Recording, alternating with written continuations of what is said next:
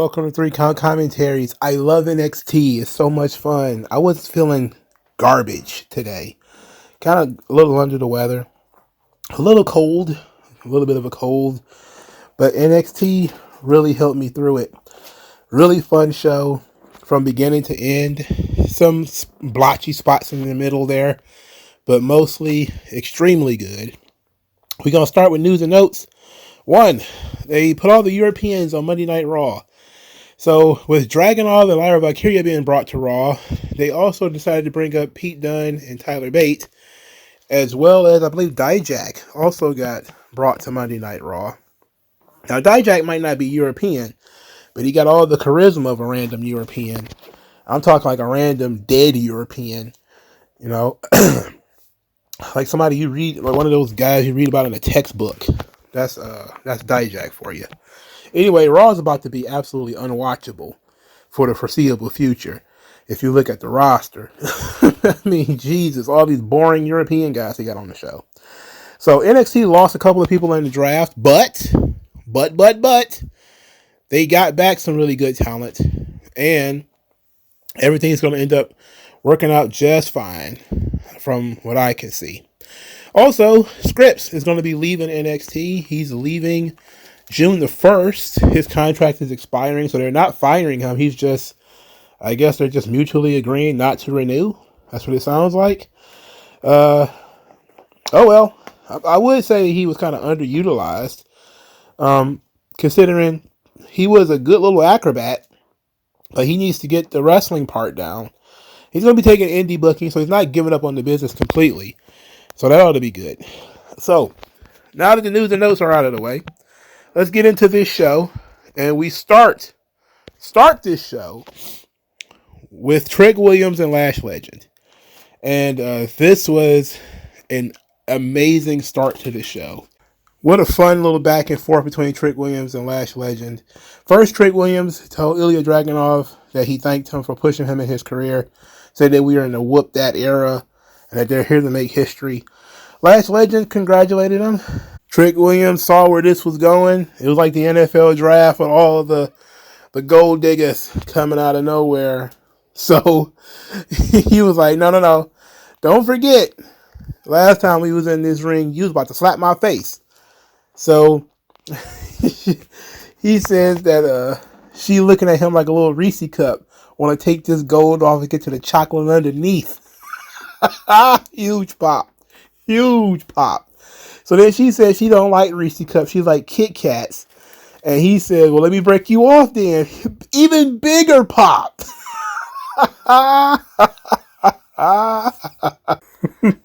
They had the crowd all turned on. I don't think anybody heard anything else that happened in this segment after they started talking about chocolate and eating each other. So, Lash Legend says that Trick Williams isn't focused, and she had an envelope for him saying that the truth was inside, but it's about to get hot around there. We didn't find out what was going on, but we were told that he talked with Metaphor next week, and they'll break everything down. That Noam Dar is going to let him know. So we're going to figure out what's going on around here, but this was truly a special segment. This segment was fun as hell. It redirected Trick Williams. He got to do a little bit of a, hey, I'm the champ now. I got to define the era. Give a congratulations to Ilya Dragunov on his promotion. Thanked him for all the benefit that he did to his career. And then he immediately got pivoted into another feud. And if even though it figured a woman and it was funny, you could still tell that there was some underlying threat underneath that. Lash Legend, she was representing somebody or representing something. And we always assume it's Metaphor. We assume it's Noam Dar or Oro Mensah. But it doesn't necessarily have to be one of them. And the tease of it's getting hot or it's going to get hot, I have no idea who it could be. I'm very intrigued. I'm very excited. Hey, Raw, SmackDown, AEW. This is how you treat your new champion. You know, he goes out there, he says what he has to say, He gets the crowd, amped up into him, and then you pivot into his next feud. You don't just treat him like a princess. He comes out there, waves, and then goes about his day, and he doesn't wrestle in nothing matches on the show. For God's sake, smarten up. Ariana Grace, she's teaching Gigi Dolan all about fine dining, and Gigi Dolan is burping like Barney from The Simpsons over a glass of water. Water don't make you do that. And if she was drinking Sprite or something like that, maybe. But a glass of water, that's not Duff. What's going on here? Gigi was doing ad reads, by the way, which was really weird.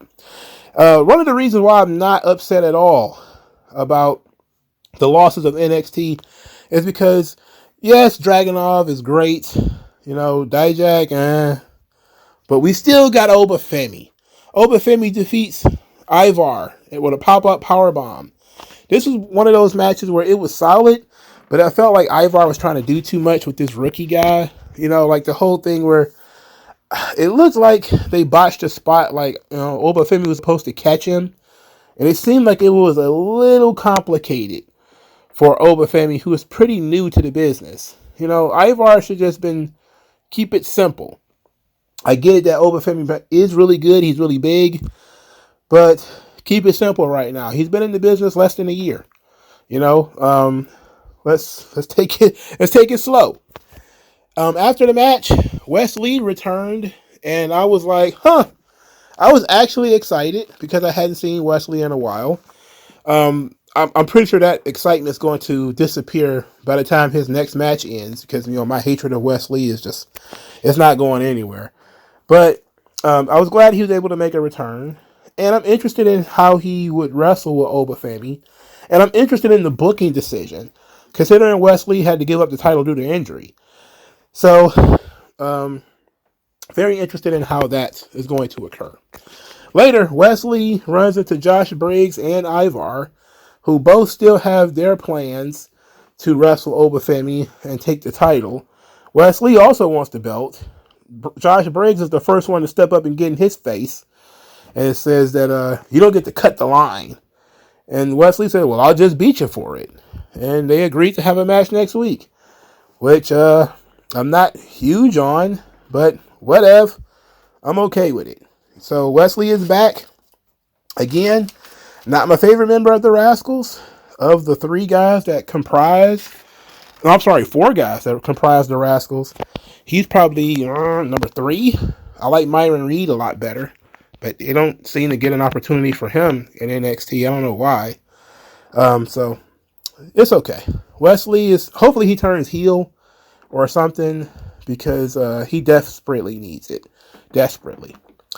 Thea Hale, she was backstage, extremely excited, very, very fired up. Fallon Henley says that, she wasn't drafted. She was extremely upset about that, and that she's going to start minding her own business. Then Thea Hale begged her to come ringside, says, no, help me, please, come ringside, please. So she was like, okay. She goes ringside with Thea Hale. Thea Hale's going to wrestle JC Jane. The match is solid. I thought it was okay. JC Jane got busted open. I mean, how many times is this going to happen to her where she just starts bleeding like a lot from like little to nothing? I think it was a busted nose this time, but she was leaking crazy in this match. Thea Hale wins with the Kimura. JC Jane taps out. During the match, Fallon Henley pushed Thea Hale away from Jasmine Nix and got kicked in the head with a Pele kick. And later, after the big victory, Thea Hale is attacked by Fallon Henley, punched her right in the face. Great sell job from Thea Hale, by the way. She took like a full spin and then landed flat on her back, which was great. Very cartoonish, but it was a great sell by Thea Hale. Fallon Henley is not joining JC Jane and Jasmine Nix, but just walked right past them, who were still smiling at her like, they were pretty impressed. And Thea Hale, she cried about it later. She was upset, wondering why everybody always turns on her. Why does this keep happening? This is like a Rey Mysterio thing that they got here. But Thea Hale is a perfect babyface. This is the kind of stuff that they've done with babyfaces for forever. Friendship and betrayal. It's a great story for babyfaces, even though it does get a bit repetitive. The reason Fallon Henley turned on Thea Hale has not been revealed, but later in the show she did say it's time for her to start focusing on herself. This is what she said to Kalani Jordan, who was like, that's not you, what you did out there. Like, man, you don't know these people. You don't know that woman? Next, TNT, Tyson and Tyreek. They had a vignette. It didn't matter. They lost to Gallows and Anderson. Some great debut for these guys. I mean, this match was so quick. I barely had a chance to even really take it to what they did. They didn't have an entrance. It was just kind of like, hey, man, my brother Tyreek, we ain't out hitting the barbells. He hitting them books. I think I know. Ding, ding, ding, ding, ding, ding. I'm like, whoa, that was quick. Great showcase for these guys. They just got their asses whooped, and that was it. That's no good. Especially since Gallows and Anderson are not sticking around. They're leaving again, which is great, because get these bums out of my NXT. Bums, bald idiots. Ava Rain came out there. Sorry, just Ava. The Rock's daughter. Rock's daughter. She come out there. She's got a great idea. Battleground, June 9th, in the UFC Apex. There's going to be a women's North American Championship ladder match. First, it's going to be a combine where they're going to evaluate all of the female talent. Then those 12 female talent will be chosen into 6 matches, and the 6 winners will go into a ladder match. Okay, that seems very convoluted. The combine, I like the combine idea, but it gives you an opportunity to have like judges, so like William Regal and Shawn Michaels or whoever, to look at the talent and evaluate talent and put people over. So that ought to be fun. It could be a good storyline piece and character building piece. Jada Parker comes out. It's followed by Sol Ruka, Ariana Grace, and Mia Yim. They all come out to talk about the championship. Jada Parker, first live promo, if I remember correctly. All her other promos have been in vignettes. She has swag. She's got personality. Jada Parker, that's the thing that she needs to put on there. She needs to have a little bit more personality. But she seems to got it. She seems to really be picking it up. Mia Yim, oh boy. I'm okay with her being in NXT. I'm not thrilled about Mia Yim being there, but I'm okay because she hasn't been doing anything for a long time. And you do want to have some names in this thing. So I don't know if she's going to have to go through the combine because she's like 34, like 36 or something like that. Like, does she really have to like qualify? Like, she's been on the roster for like 3 or 4 years now. But whatever. She said she got unfinished business. Ariana Grace doesn't think a ladder match is a good idea. It's barbaric. And if she doesn't think that they should be fighting at all, this leads to a brawl in which the locker room emptied and everybody got into a fight. And Ariana Grace was standing in the middle of the ring begging and screaming for everybody to stop fighting. But of course, nobody's listening to her. But Ariana Grace is great. She's fantastic. I mean, it's just words. There's not enough words to describe how good she is. Ava Rain, however, not very good. She was not done for the night, by the way. She also had a run-in with Roxanne Perez. Roxanne Perez had an attitude because she was not drafted and felt like she should have been. She was also stupid for not knowing that champions can't get drafted. And even when she was told that, she still didn't believe it because she's paranoid. Ava Rain then said she had an opponent for her next week. She didn't want to fight an opponent next week. She wanted to take the week off. She just defended the title. Then she found out her opponent is Chelsea Green. And I was like, good. Chelsea Green versus Roxanne Perez. That could be fun. There was some tweets recently about Chelsea Green and like Lucha Underground. And people wondering if she still had like that in her. It seems people forgot that Lucha Underground was heavily edited. So, I don't know. But Chelsea Green versus Roxanne Perez is a fun little match to just have kind of a throwaway. It could be fun. The Street Profits, they were backstage. They were there to cheer up Axiom and Nathan Fraser, told them that tonight's going to hurt because they're going to be in the matches with AOP. And the Street Profits have history fighting AOP. They fought them in NXT. They fought them at WrestleMania. And then Montez Ford spazzed out and told them that one piece of advice is to never slow down. Then he says, I watch the product every Tuesday. I'm like, okay. So he knows their gimmick. Nathan Fraser and Axiom defeat AOP because Pete Dunne and Tyler Bate aided them. This sucks. AOP are huge. There's no reason for them to be losing to two midgets. Why even book this match? I don't care that Dunne and Bate helped. Why book this match? Why book AOP like this? What are you doing with AOP? What is the plan? What is the goal here? You know, the Final Testament has been getting treated like roadkill for week after week after week. What the fuck? What is the point? They send them to NXT and they're losing the NXT dudes. This is ridiculous, man. Just call it a day. Fire everybody. You know, just if you don't have no plan, why have any of these people? Paul Ellering is like 70 years old. Why have this guy driving around the country or whatever just so his team can look like shit on television?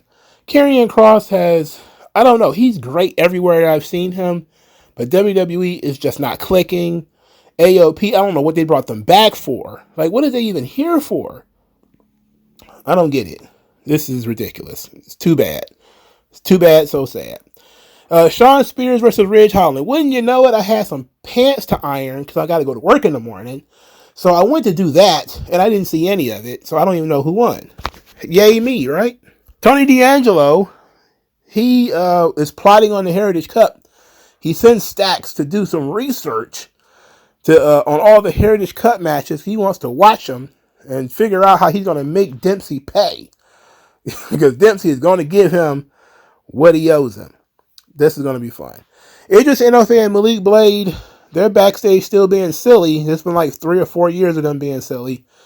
Now, Idris Enofe has broken a mirror. Malik Blade thinks he's cooked. But Idris Enofe is like, no. It was a plastic mirror. There are no plastic mirrors. Anyway, Brinley Reese brings out a couple of cats to make them feel better, but they're black cats.